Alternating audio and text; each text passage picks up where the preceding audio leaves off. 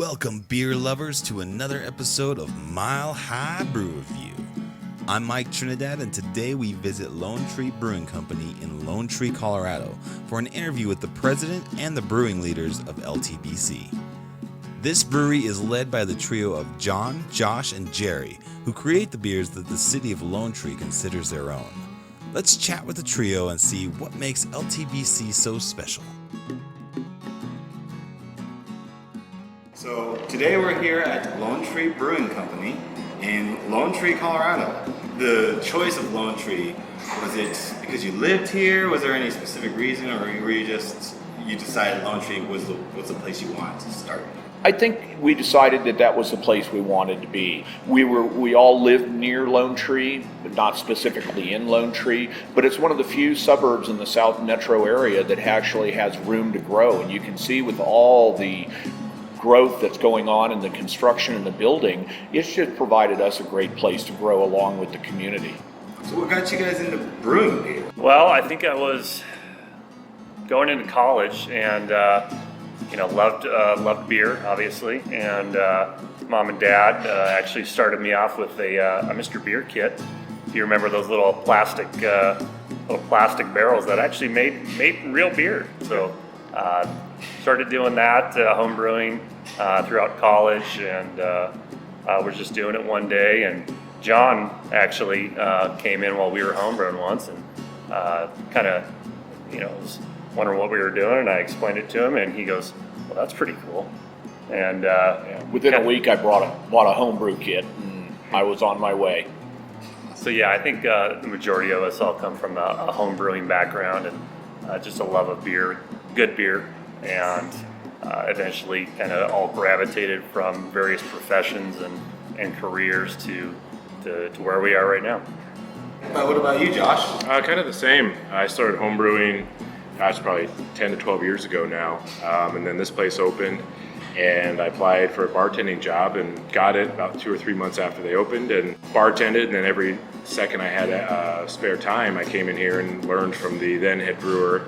I did that for about 4.5 years, and then when he left, I took over, so I just kind of learned as much as I could and slowly transitioned out of the tasting room into the brewery full time. What are your guys' favorite styles of beer? Maybe all of them. Maybe that's our problem. It's the consumer as well as all of us. We like the variety. We like the different beers from all throughout the world, and the history behind all the styles. So we do a little bit of everything. We kind of we hit a lot of the classic European styles, a lot of the German, English styles as well, but a lot of North American influence now with the hoppy stuff, the hoppy IPAs, and I don't think there's one we dislike brewing more than the other. The pumpkin. Yeah, the pumpkin probably. It's a great beer, but labor-intensive brewers nightmare at some point. But it can be managed, and you get better at it. But people love it, we love it, so it's worth it. I would say my favorite style to brew is probably a lager. They're harder to brew than ales. I just like the clean, crisp finish that they have, and it's probably my favorite. I like pale ales. They're just so hard to make nicely balanced, in the style that it was meant to be. Today, a lot of pale ales are what used to be IPAs, and I still think a good pale ale with just notes of hops in it, nice malt balance is just a very difficult balance to make, and I think they're delicious. So when you're making the beers, you're trying to find that balance. How do you do that? Is it just constant iteration? I think so initially. Sometimes you hit on something right out of the gate, but I think more frequently than not, it's tweaking it.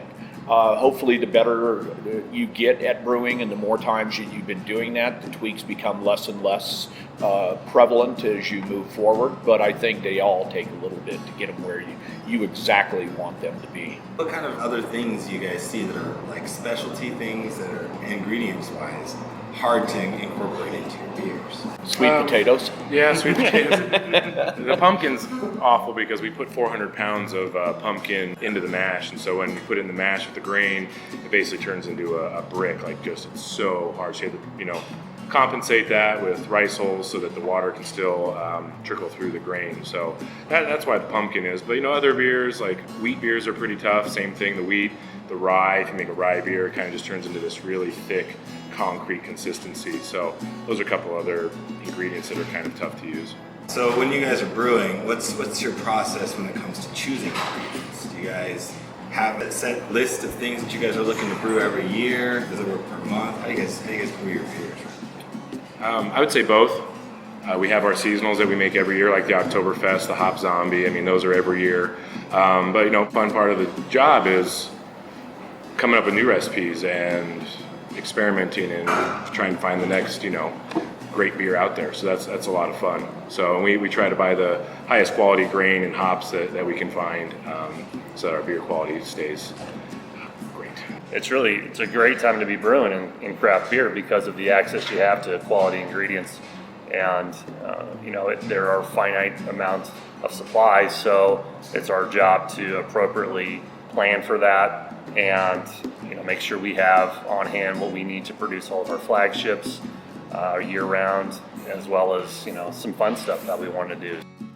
So you were talking about your flagship beers. What are some of the flagship beers you have at Lone Tree Brewing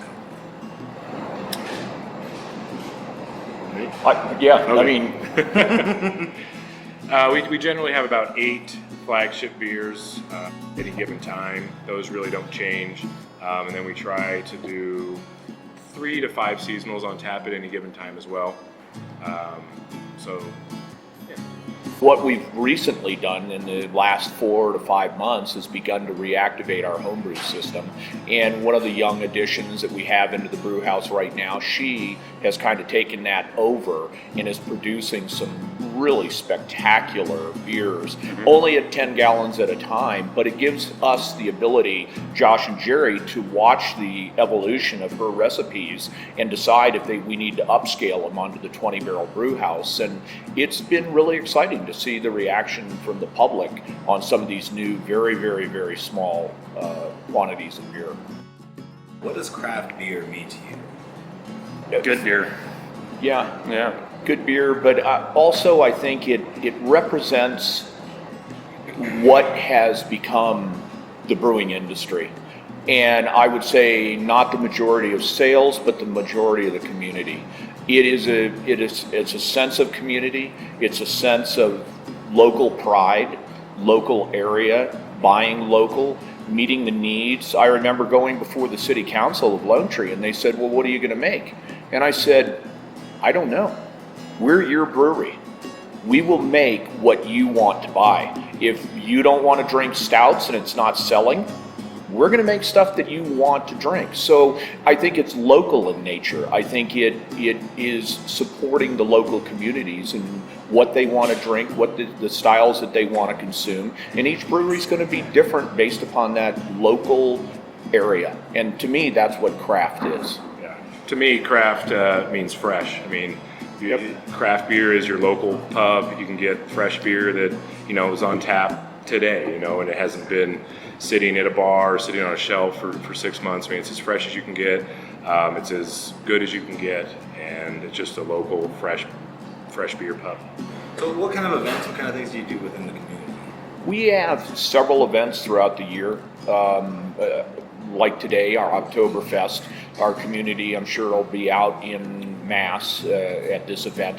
But also, we have elected many, many years ago to have a charity of the month. And so we support local small charities that are prevalent within our community, help our members of our community, and we put a percentage of our tasting room sales towards that charity every single month, along with having events here within the tasting room where they come down, bring people, bring their event, and make others aware within the community that may not be aware of it. And we kind of co-sponsor those events actually here in the tasting room for them and with them.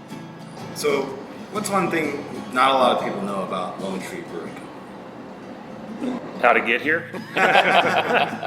We just, right now you can see the big IKEA sign out there. That's our biggest landmark that we can kind of guide people through. It's kind of our lighthouse.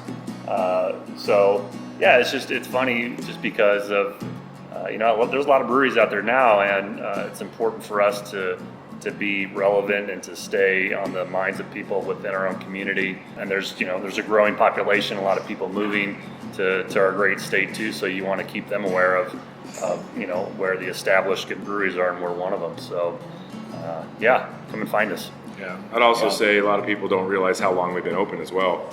It'll be 5 years in December, and every day people walk in and say, I have no idea you guys were here. So we've been open a lot longer than a lot of the new breweries that are opening around Denver and the country. So you guys just recently expanded your tap room, and you're constantly expanding more with regards to your distribution as well. What's the next step for Lone Tree Brewing Company? That's a good question. I think right now it's probably the next 12 months just trying to get our name out there just a little bit more. Thursday, Fridays, and Saturdays, the reason we added the additional tasting room space is we typically turn people away. We did not have enough seating. So we need to grow into kind of our environment where we are right now, what we're doing. There's been several people who have approached us about going into some other states. We'll take a look at that. But I think we're going to sit back and try to determine as a management team where we go next and what we do. I think the past several months have been really great with the beer that Josh and Jerry have been making, and I think they've got some ideas to move forward. The new activation again of the little homebrew system that we've got, I think that's a great step. But as a company, I think we need to kind of sit back, take a look at where everybody is and what's going on specifically here in the state of Colorado, and determine where we're going to go. But we're not done growing yet. So what do you guys want to say to people who are coming around and doing brew tours in Colorado? What do you want to say, come here? Well, good question. I mean, we've prided ourselves on producing quality beers, high drinkability. We're gonna create the variety that people want in our seasonals. That's what we want to do to keep people coming here, introduce new people, and just really give them a consistent product year round. Doesn't matter if it's seasonal, if it's one of our 8 flagships that Josh mentioned, but that's kind of our slogan here. We want things that you want to consume and are good, it's palatable, the quality is always there. That's what I was going to say. Come and check out Lone Tree Brewing Company in Lone Tree, Colorado. Amen. Thank you. Thanks.